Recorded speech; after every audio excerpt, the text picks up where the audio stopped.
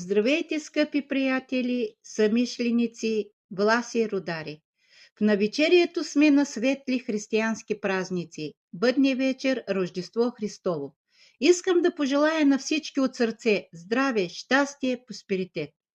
С раждането на нашия Спасител, нека да се роди доброто, любовта и мира във всеки дом и всяка душа.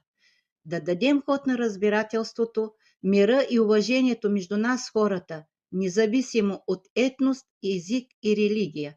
Да се уважаваме и бъдем сплотени в хубави и трудни моменти. Да работим заедно за доброто и благото на обществото ни, независимо къде се намира по целия свят. Пожелавам ви още един път весели празници. Нека Бог се роди във всички домове и всички души. Бъдете живи и здрави, приятели!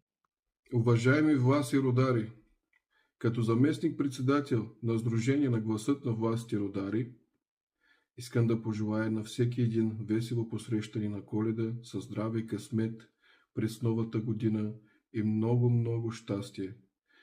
Пожелавам на всички весели коледни празници. Нека всички да бъдем живи и здрави.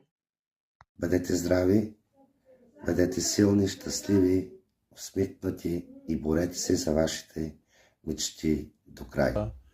Весело посрещане на Коледа и на новогодишните празници. Приветствам нашите всички власи родари. Нека да бъдем по-добри и обединени в нашата идея и кауза. Сестри, искам да ви пожелая щастлива Коледа, весело посрещане на новогодишните празници. Да ви пожелая да сте живи и здрави.